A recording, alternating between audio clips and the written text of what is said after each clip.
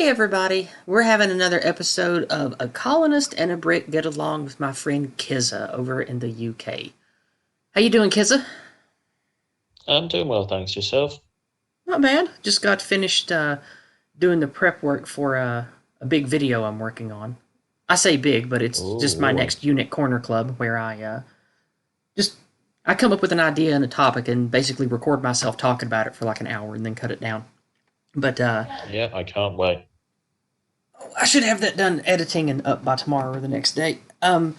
So I've got nationalism versus globalism on the mind. Not so much through the lens of a particular religion or state, but more so through the lens of economy because of the virus that shan't be named pandemic. It's really got me No thinking doubt. about why we have reacted this way. We meaning Westerners, when the numbers don't suggest this is any worse for us than a swine flu or a SARS. So, today, if you don't mind, I would like to pick your brain about a few things and hear your input about certain national interest versus international interest questions. You game for that? Oh, gladly. Let's start. Okay. The first thing that has really eaten at me the last few weeks is how it seems like even previously uh, nationalistic bent right wing politicians. I know that in the West we struggle to have an actual right wing party or politician at all these days, but people like everything from Donald Trump over here to Boris over there across the pond, it seems like this pandemic has shown us that even leaders who love the country would seemingly be on the side of nationalistic interests for some reason seem to be instantly cowardly in the face of this pandemic.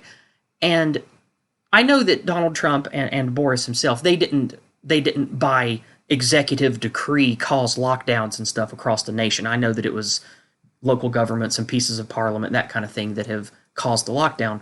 But it seems that so many people, even ones that you would think would be against such anti nationalist and anti populist positions to take, are ready, willing, and able to just throw the brakes completely on freedom and our way of life for the WuFlu. So, do you have any opening ideas about why you think that is from the politicians that we would think wouldn't want to do that? I'd like to hear what you have to say. Well, it seems to me that this whole Ouroboros, which has been plaguing this planet, Mm-hmm. it has exposed the fatal flaw of the last 50 years of economic models. Or should I say mainstream economic models? I hear where you're going with this, I If think, but please elaborate and speak more on it. Okay, so basically, come the term of the 1970s, there was a major shift regarding the economic models of the West, where we decided, nah, we're not going to make our own stuff. We're going to ship it out to the third world, most specifically China, and we're going to let them build it for peanuts, and we'll Yep, lavish all in the profits. yep. I uh, Now, I think that if is you're, that is the sorry, real dawn of the era of international consumerism, which we came to call globalism. yep, that's exactly it. Yeah. With that said, this entire this entire situation has been brewing, as I said, for the last 50 years. Mm-hmm. And despite multiple very credible people with lots of influence pointing this out, they were basically cast aside. What you talking about? You know what you're talking about, Willis, Yep. to use a pop culture reference. I remember back in the And early '90s, my yeah, first economics teacher rolled his eyes at what he called foolish, big brain ideas in fake economics, directly referring to the Reagan administration and their trickle down globalism neocon policies. I remember my high school economics teacher reading that idea for filth and saying how it in a very short period of time in the near future we were going to see the direct harm that that would cause to our jobs and markets and stuff. And this was back in like 92, 93. Well, hey, if you want a blatant example of how much it screwed a place, just look at Detroit. Mm-hmm. 1964, it was the richest city in the world. And then By 1984, it was 19, falling apart. oh yeah, very simple. That's what happens when you don't have industry and capitalism. Your entire society breaks apart, falls apart. Yeah, And you think about, and because local yeah, people you think, can't all work in the service industry. Like there has to be people working on production and farming and manufacture and quality control and all this other stuff because we have to make goods. We're not a post scarcity society. We're not even close to that, and we don't have infinite energy. So you can't just expect, 500 million people to find gainful employment that's going to fulfill their lives in the service industry because it's either that or tech development. That's really all that we have left here on our soil. well, exactly, but tech development, Silicon Valley owns it. I mean, how Silicon Valley is Mm-hmm. its own little global monopoly. Yep.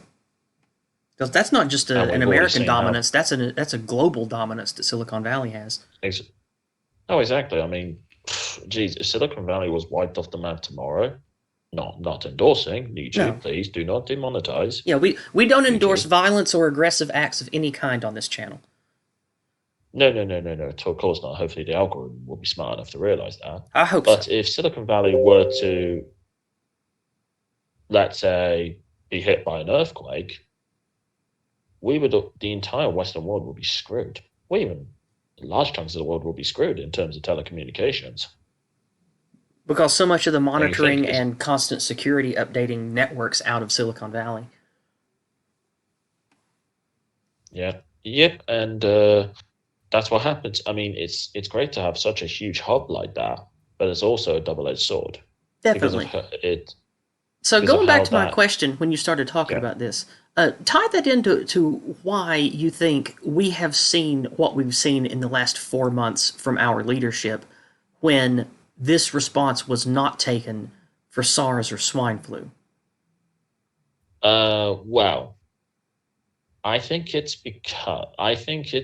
because a combination of complacency, too much trust in so-called experts, and lastly, a classic case of political incompetence. So you think we just Now, have gotten worse and worse and less, I don't know, dedicated and dumber politicians over the last 10 or 12 years? I would, well, I would argue there's a well, I've actually did come across a great little saying Mm-hmm. this past week. Okay. Stupidity and evil are the same thing if you look at the results. Where'd you hear that? I came across it. Well, I came across it for like a comment on another video. I think it was talking about regarding the idea of Marxism versus the reality of Marxism, Yeah. where it was followed. It was sort of going along with the saying of the road to hell was paved with the greatest of intentions. Yeah, I've heard that too. So Yes, the thing that yes, sticks in my craw about our politicians, and I don't just mean the big guns like in Washington or in Parliament, I mean local uh-huh. politicians too. All throughout America, there are stories of Oh hell, governors and mayors using the police force to tell people they can't use public facilities even when no one else is within 100 yards. You've got in the UK, Scotland, England, Wales. You've got people where the bobbies come around and tell them that they have to stop A, B, C, D, and E, and it just seems like a completely inappropriate response because all of the metrics that we're seeing in Nordic countries, America, Canada, the UK, this virus is, of course, it's lethal and deadly like SARS or whatever, but it's uh-huh. not destroying us. And I don't think it would be destroying us any worse than like a super bad flu or a SARS epidemic or the swine flu, something like that. And during those periods, we had, of course, dozens of thousands of infections and deaths. Or when I say infections, I mean critical problems from the infection. Of course, many people, even for those horrible things, would get the virus and not be laid out. But you know, I think swine flu took what 80,000 in America, something like that. It was really bad, and SARS was about as bad. And people like in the government, local officials would just say, "Hey, this is a really bad flu." Health administrators are saying, use mindfulness, wash your hands, don't touch your face, that kind of stuff. And we weathered it. We didn't shut down the economy. We didn't have these ridiculous, wide sweeping press talks where the president comes out and says, "Oh, what if you gargle horse piss? And what if you juggle, what if you juggle a piece of soap while you go to sleep at night?" Like, we don't have to listen to some old windbag boomer blather on about stuff on a press release. When why the fuck should we listen to him anyway? Yeah, he's the president, but he's not a health official. And we'll get to the WHO later, but I don't understand why we are seeing this response when it seems like the same kind of catalyst as disease pandemics in modern memory. Why do you think? I would argue it's a classic case of a lot of politicians have got their feet under the table and are very comfortable and like to cause a scene of a nothing problem. But when there's a real situation, they're running straight for the hills, metaphorically speaking. So you think that it's sort of not necessarily an authoritarian move to cement power, but a bureaucratic power flex to let the public see, oh, look how valuable we are. You can't get rid of the government. You can't get rid of the organizations. Look what we do for you. Look how important we are. You think it's more of a self-serving, let's remind the public just how much they need us type thing of a bureaucracy? Is that what you're saying? Oh, definitely, because as the old saying goes, the number one rule with government is to gain power, and then once you gain it, is to try and not. And what do they fear most? Is to lose the power. So the main goal is to get it, exactly. And then the main goal is to cement it. Exactly. Mm-hmm. And they will do this and pull every single little trick of the book or every sleight of hand they can possible to do that. And the reason I've been thinking about globalism versus nationalism in regard to this is because in the last few years, we have seen major upsets to the status quo and what the globalist lefties have predicted.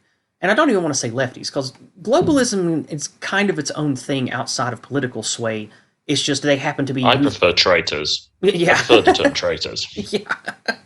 But what we see is the last few years, you've got your nationalist uprising in Brazil, you've got Venezuela falling apart, you've got Donald Trump coming to power when all the powers that be at the time were like, oh, he's going to lose. There's no way he can win, blah, blah, blah, blah, blah. And those of us who were on the internet were like, I don't know about that. He looks pretty popular. I know, that's where I was going next, is Brexit. Brexit. And then the whole Brexit debacle drug on for an extra 2 years longer than it should have. And then you had the nationalist sort of mix of I'm sick of this versus go Team Britain type of uprising where, it was a bloodbath, the last major election. You call them general elections, don't you?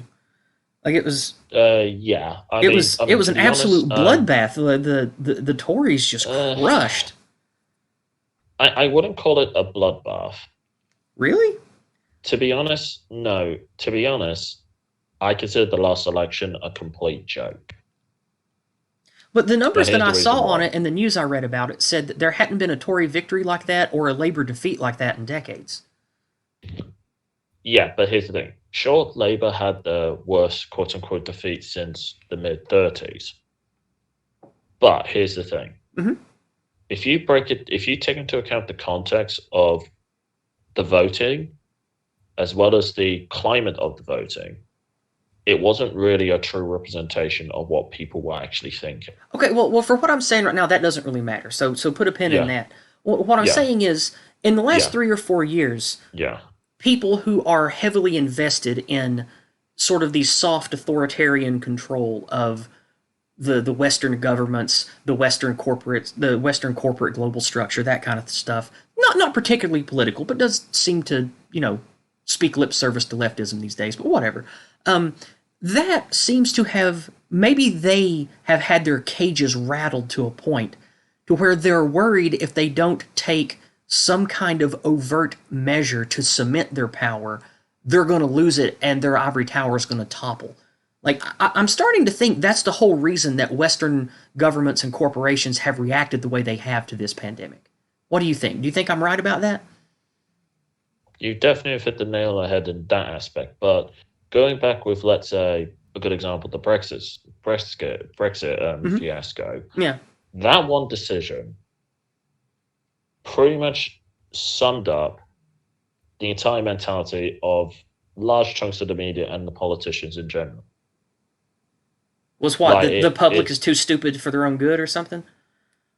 just the shit attitude and mentality of the government.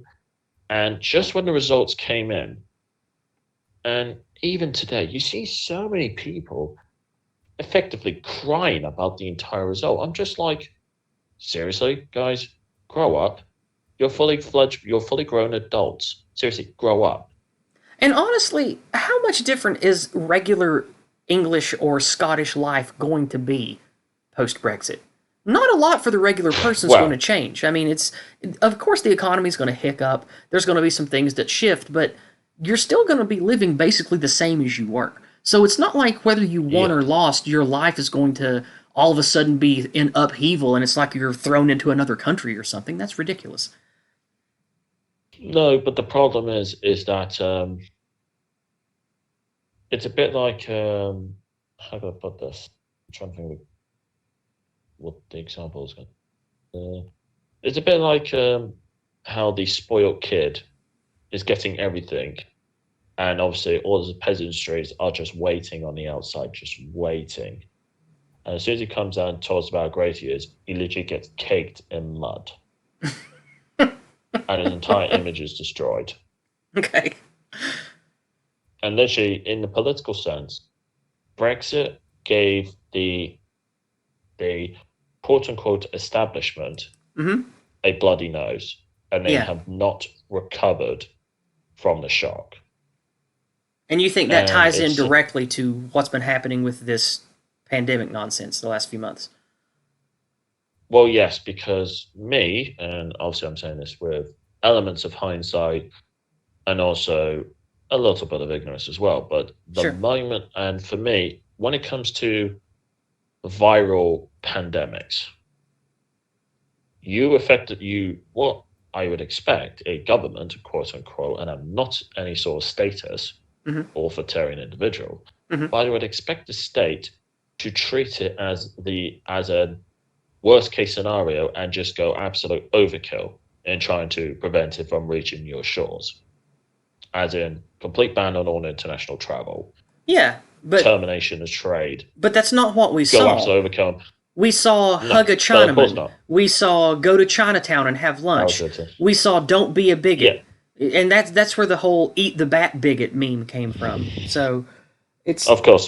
But like, what makes me laugh is that, ironically enough, this whole situation, it has ironically proved, it's actually ironically shown up exactly the fatal political difference between those on the left and those on the right. mhm. It's proven that the left, all their claims and ideas are based on are complete baloney, and they do not work. And it's ironic enough proved almost everything correct about the right. So elaborate. Tell me the why of each one of those for not just me but the listeners.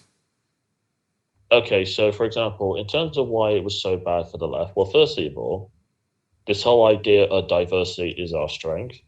Mm-hmm. It's ironically the places where diversity is at its highest that are the worst affected Mm-hmm. And it's the with same this way in America, of pandemic. course, too, with Los Angeles and Yes, New York. It's yes, obviously the same here. exactly. Mm-hmm. Yes. Second of all, it shows exposes the blatant fatal flaw that people have been banging on the wall for decades regarding open borders and free movement. Mm-hmm. It exposed the fatal economic flaws with relying on China for everything and always living well beyond your means in Mm-hmm. terms of your economic and social aspects. Also, to Fourthly of interject there all, about lifestyle before you move on, yeah, uh, yeah, prepping and caring more about the future than the present has become a very right wing thing that people, especially Twitter leftists, openly mock people for having diversified portfolios and starting a 401k at a young age. Like I have seen leftists on Twitter mock that kind of stuff because they've been indoctrinated to hate everything involved with money and finance and capitalism. And where are we Well, now? Oh, well, wouldn't it be nice if you had a few $1,000s of a cushion saved up if all of a sudden your city went on lockdown and you lost job? Like, and anyway, I'm sorry. I wanted to throw that out there, yeah, it's fine. but It's fine. go No, it's on with fine. what It's you were fine. It's saying. fine. I was going to. So yeah, you have that issue. It also exposes how, well, not just that with the how with so much of our economy is overseas, but Hmm. also exposed how fatally weak we are when you rely on when one country that you can rely on so much for your economy goes down. Hmm. It also shows how, from a social standpoint, those who actually have more, well, you would say, from a conservative point of view, morals and ethics versus those who don't, Hmm. regarding some of the stuff that's happening, like childless, like fatherless children deliberately coughing and sneezing in front of pensioners, Yeah, stuff that like that, that's pretty versus those disgusting who are behavior, but actually, I've sort of become numb to uh, that because I've seen leftists do it for 20 years here in America. oh well, I like I said, I'm English, so it's very rare you see something like that, but it's Mm, been shown on camera stuff like this happening. yeah, You have people demonstrating actually thinking about the pensioners and the elderly for once, doing like shopping for them, leaving stuff on the thing, blah blah blah, and in some cases actually brought a genuine community spirit and re-emergence in certain senses. yeah. Despite the Was observing something authoritarian that, expression that we're seeing, I do sort of yeah, feel positively about what's happened the last couple of months because I think it has yeah, shown not only the power structure, just how dissident we will be if push comes to shove, but has also shown millions of common people that don't read about or participate in the culture war like we do, just how much of their lives and liberties have been sold out from under them to powers outside of their country. And I hope that that's going to be something that people remember in the ballot box for the years to come. oh for sure, for sure. Like for instance, and now that's basically all the bad things that how it's shoved. Well, also another aspect of the left is you would notice as you would have much more experience of this topic, but when it comes to the whole LBGT question, Mm-hmm. they've ironically become very quiet Yeah, in I recent know. months. I noticed that too. Yeah, it's almost like it wasn't really a problem. Yeah. Yeah, so there's that. Now, as for the right, why it was in many ways a victory for the right, to not to repeat myself too much, but obviously it Mm-hmm. proved them right about borders, immigration, economics, society, Well, people like you and I will people's see that. lifestyles. People Yeah, like you and I will see that, and yeah, until of course I lost the job, working in the city here, yeah. uh, trying to be part of the local community, going out meeting people to shoot guns and just go for Mm. walks and that kind of thing. It seems like now this is a little more conservative than normal for an American area, but not much. Like we still have people that are openly gay, and there are people who are openly Yeah. atheists and still have no trouble finding work and stuff. It's not like a crazy Hmm. backwards area. It's a pretty big city. We've got one of the biggest chemical plants in the country here, that kind of thing. But just being out in the city here, which is I think about 75,000 people, and if you count the entire county around it, it's about 200,000. So not a middle of nowhere place, but not a big city either.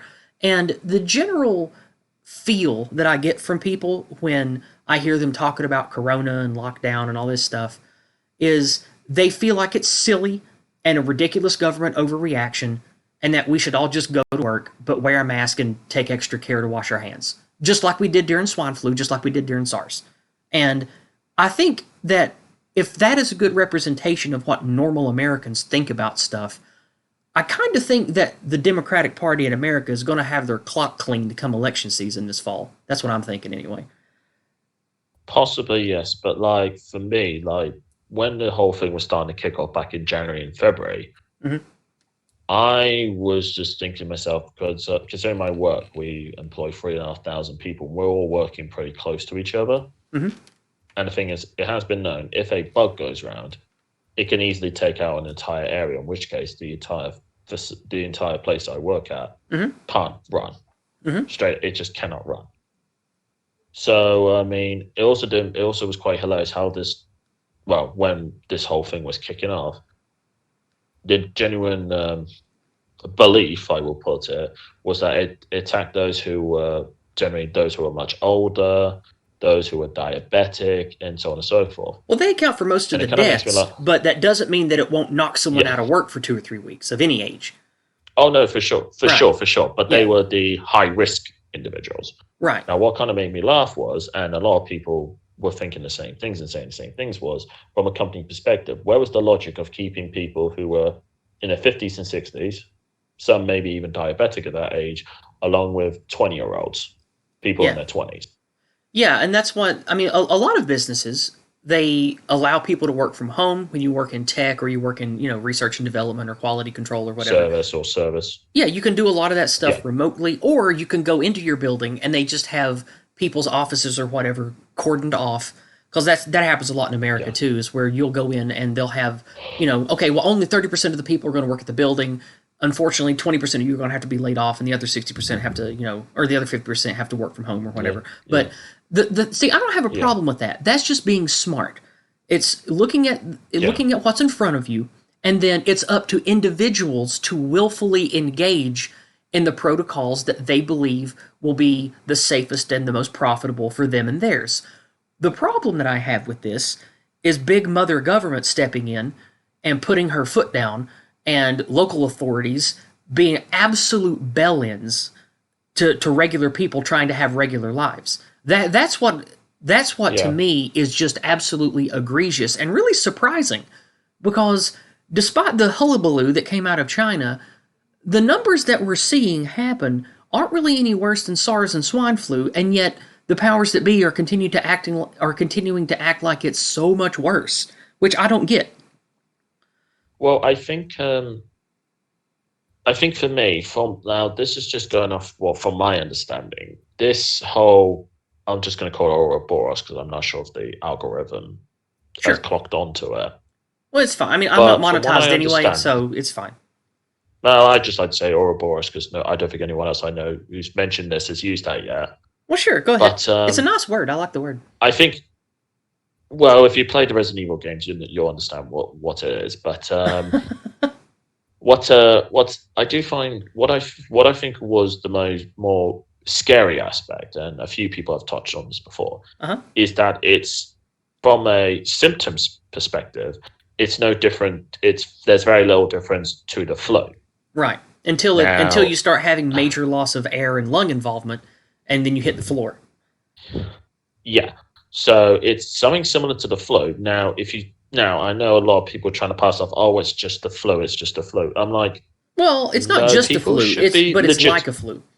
Yeah, Right. yeah, people should be legitimately worried because, in fact, because as the I forget who said it best, but the scariest enemy of the Dior is the one that you can't see.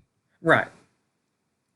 And Because if you can see I your know that enemy, you know people are exactly where they afraid, are. and I know that this is a legitimate Yeah, pandemic. I'm not one of those people that thinks it's a yeah, hoax or whatever. Like, I'm not a science denier. no, I firmly believe in the science I'm seeing, but I yeah, doubt what I doubt are certain expressions of how the figures are calculated. Like, anyone well, yeah, that might have had the virus, that test positive for the virus post mortem, is counted as a death total. It's up to yeah, certain jurisdiction, or not jurisdiction. It's up to the local medical professionals to put on the death certificate if it was corona, even if they haven't positively tested for it. It's just their judgment if it was or not. That's happening in America right now, which I think dramatically inflates the figures.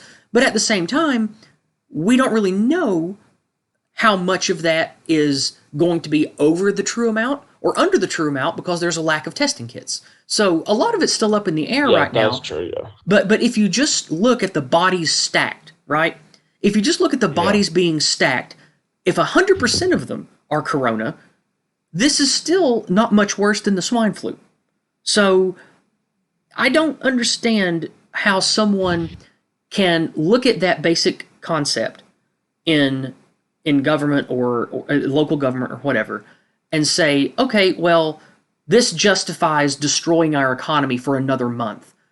Because how many more lives are going to get destroyed and wrecked, and how badly are you going to just grind your city or state into the ground for years or a decade to come to save another 80 boomers that are going to die soon anyway? Like, I don't understand. I don't understand how our leadership can be that dumb and incompetent unless there's something else afoot. And that's why I believe that a big push of it is just the bureaucracy trying to use scare tactics and opportunistically seize on this event to consolidate their value in the public's mind. That's what I think's going on. Yeah, I mean, regarding this subject in question, I think part of the reason is because it's like the flu. It's Mm-hmm. basically it's a silent and invisible enemy. Mm-hmm. But also it's also how infectious it is compared to a standard seasonal flu is what the scary bit is. Right. And also Because I think they since it came from a lab, nobody has built up natural community resistance to it yet. So it's very it yeah. rapaciously goes through a community. Even though from what we can tell right now that the vast majority of people who Yeah. get it aren't even symptomatic more than just maybe they feel a little sick. It's still scary because of how rapidly it will infect and spread. So of course that's scary. Yeah, of course. And not just that, it's also the fact that I wasn't say it's and not just that, like it just exposes just how so weak they are. And this kind of goes back to my earlier point where Mm-hmm. they rely too much on the so-called experts. Well, here's the thing. When it comes to a pandemic and it's a new virus, Yeah, ain't nobody even an the expert. best exactly. Like Yeah, I forget what the scientific department is who deal with viruses. Is it that begins with an E. Damn it. Let me just quickly Google search the term. sure, it's fine. Let me think here. I'm pretty certain it begins with an E. Hopefully Google won't be slow. If it takes a long time, I can just edit it out. It's not a big deal. Okay, no worries. Uh, But what is it you're talking about? An organization in the UK that oversees outbreaks and viruses and a stuff? biologist. That's the word, biologist. Oh, you were just looking for that word. Okay, Yeah, I could have told you that. I'm sorry. yeah. Yeah, sorry, my mistake. I thought it began with an E. Sorry. You're So probably that was thinking of the word negligent on my part. immunologist, and you were thinking E, but it's I actually. Might be that. Yeah, that was my mistake. Yeah, terrible. Yeah. So on that point, when it's something completely new, you basically even people who are the experts in the field, Hmm. they basically knows better than me or you.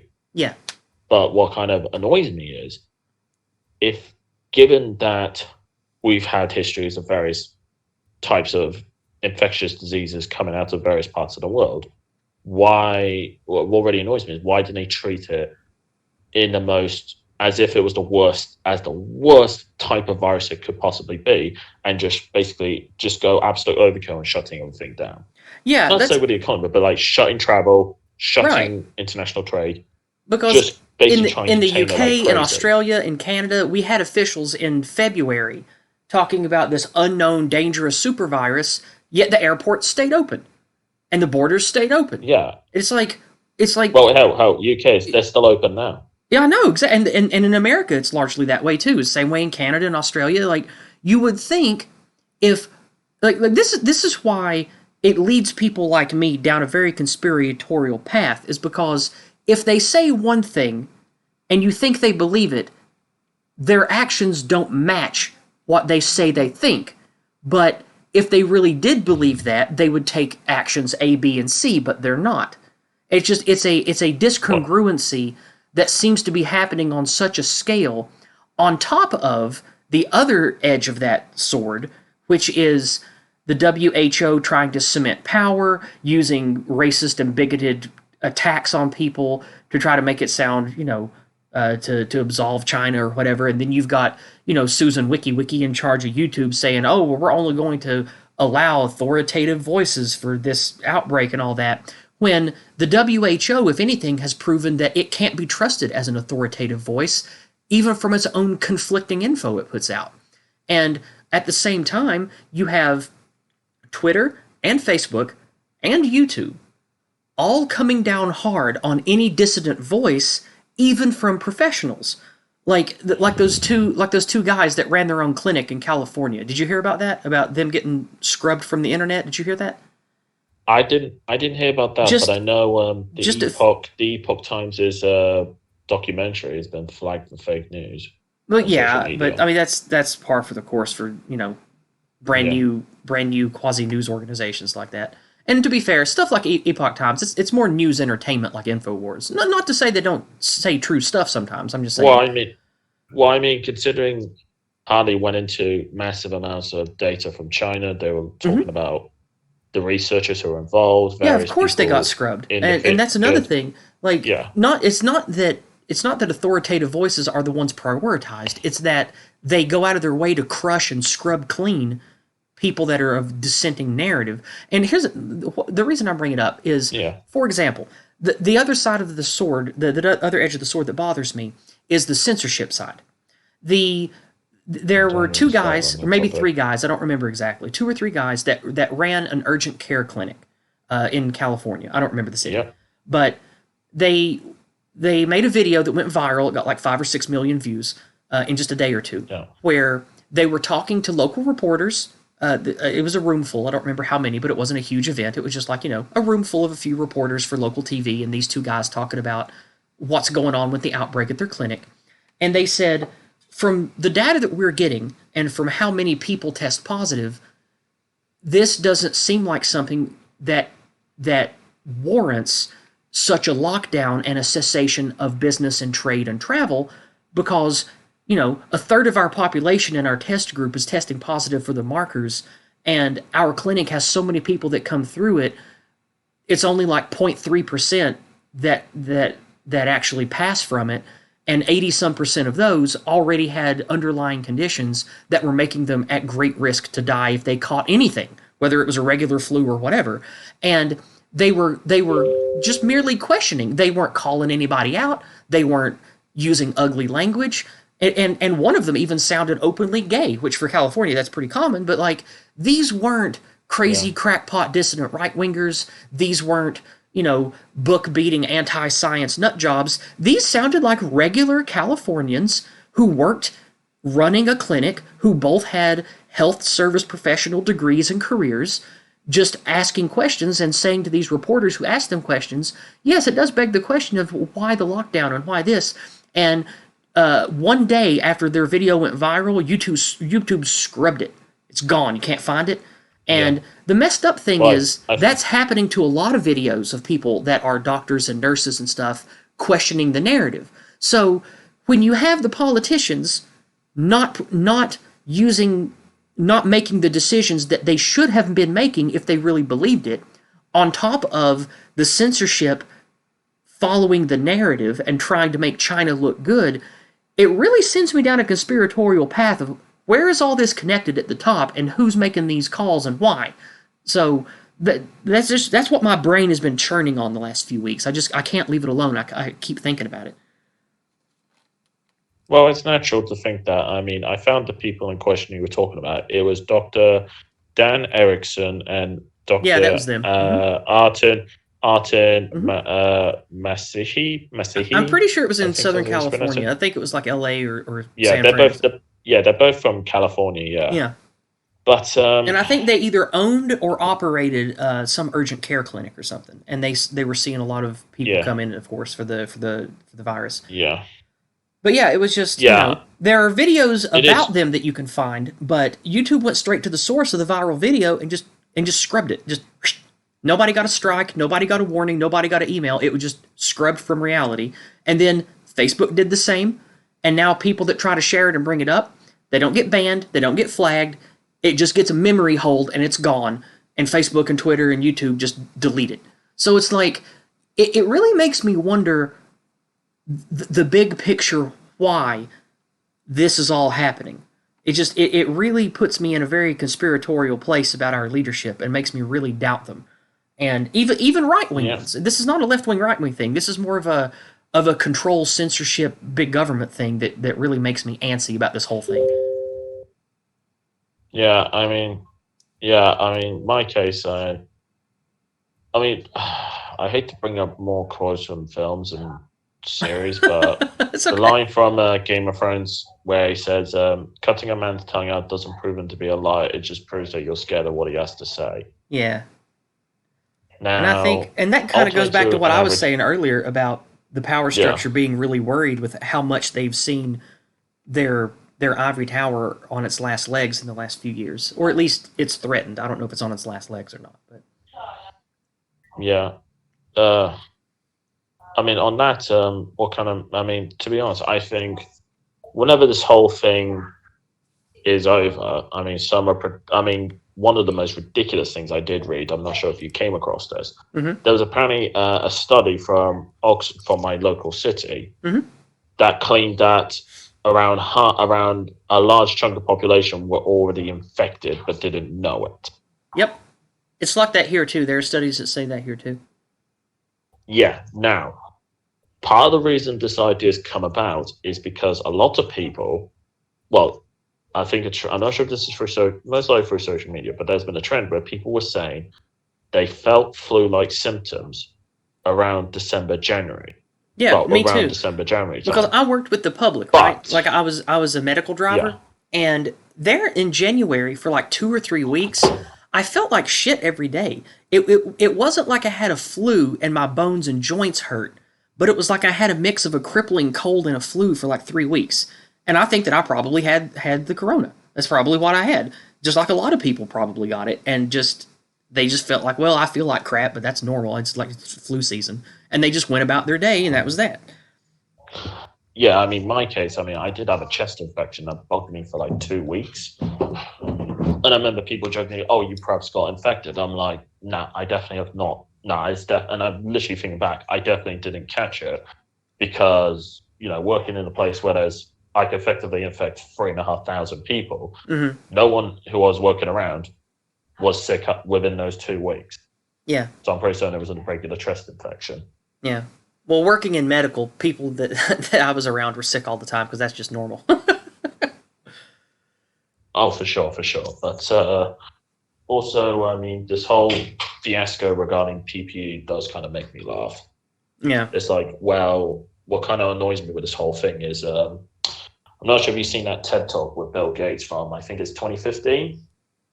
I've probably seen clips from it, but I Uh, don't watch a lot of TED Talks. yeah, well, I mean, some of them are good, but he brings up the fact that how we are as a society are so not equipped for viral pandemics such as this. Yeah. I have seen a clip But of that. weirdly, yeah, but weirdly, we're super prepared if World War III ever kicks off. Yep. Just shows the mentality and direction government is thinking. Yeah. It's like, why can't you think of viral pandemics similar to nuclear war? Um. So moving away from this to make it not a completely C19 chat. Um. Moving from this, do you think that despite the pandemic, leave that aside for now. Do you think that we are going to see the Tories in the UK and the Republicans in America? Do you think we are going to see them sell their voters down the river and just go back to being neocons or socialist pieces of shit now that they've gained a lot of power and now that they might defeat their quote unquote enemies on the left? Do you think that that was going to happen all along? And do you think that because of this pandemic, that the people are going to be aware enough and anti-control so much that even if that was their plan all along, that they're going to be too scared to do it? What do you think? Well, I mean, I can't speak for America, but when it comes to the Tories, I'm pretty certain I mentioned this to you before. I have never trusted Boris from day one, and Mm-hmm. I've never liked him from day one. You did bring that up on the last And stream. yeah, and just with this, right, I know full well he's sending the people down the river because the whole topic of Brexit, I'm still certain to this day he is not a Brexiteer. I Yeah, know probably some not. people I mean, because he's will think I'm he's crazy. he's like establishment Tony Rich dude that's got connections outside of the country and shit, right? Yeah, but then again, he was originally born in Queens, New York City.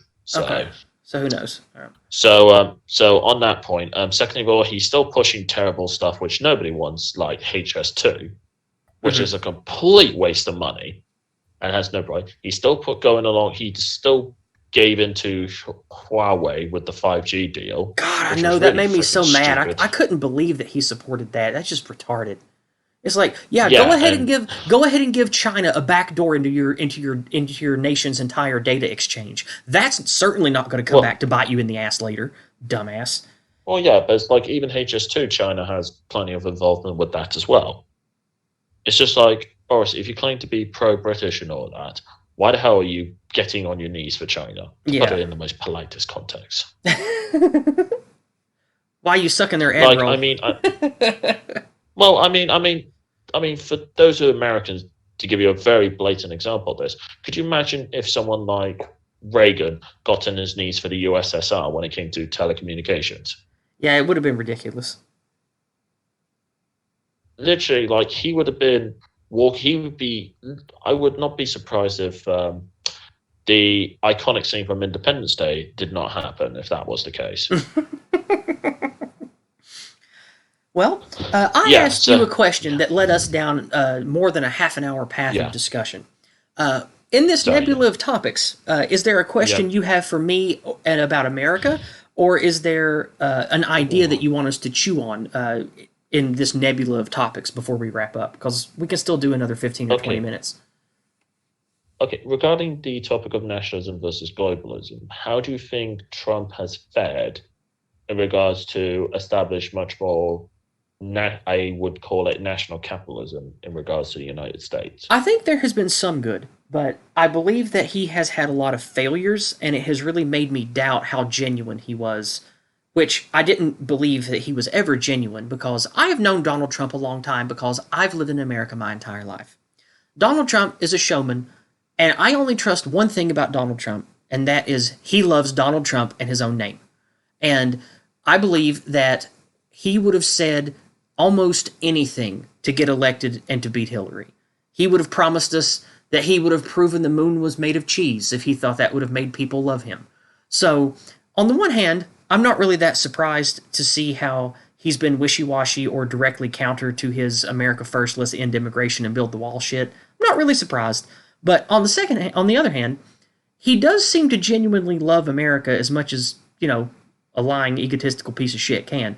And I believe that he has done some good. There has been a lot of border fence put up and a lot of repairing of the fence on the southern border that needed to be fixed. There has been a large influx of money, attention, and personnel into ending illegal immigrants from coming in and to getting the ones we have thrown out. So he has done that, which is good. And of course, I don't say that because I'm a bigot and I hate outsiders. I say it because they are not supposed to be here, and it hurts our economy and the people who are supposed to be here, immigrant or native. So that's pretty good on the nationalistic economy side of things. He also, I believe that he has cut back on one kind of work visa, and there's talks of him cutting back on a second kind. But I believe recently, in the recent weeks, he hedged on that. I don't know if that's because maybe he was pressured to say, well, you can't cut back on that because then, we're going to miss out on a bunch of technical workers and nurses and stuff. I don't really know the tea because I don't follow all the White House stuff. It's boring. But he has done a lot for bringing the term nationalism and unifying people that didn't have a voice into having a voice. That's pretty much been his main thing all along, is he is a center to right-leaning, populist, egotistical guy who is rough around the edges, says he loves America, wants to put America first, acts like he cares about the common worker that hasn't had a voice for a while, that kind of shit. So, in that regard, I think he has done a service for nationalism and bringing jobs and things back to America. And every working class American and small business owner under the Trump administration has gotten tax benefits. That's true. No matter what the media says, we all got one. It might be minuscule, but if you run a small business or make, $50,000 to $100,000 a year, you definitely saw a tax benefit. So he's done that kind of stuff.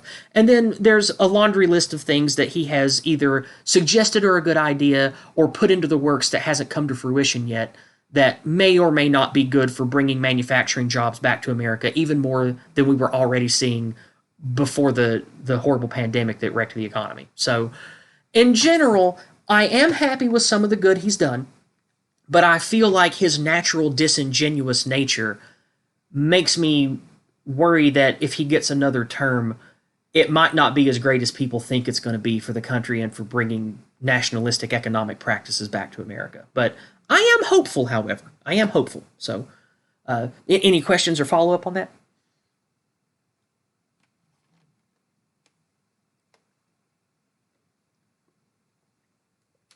Kizza?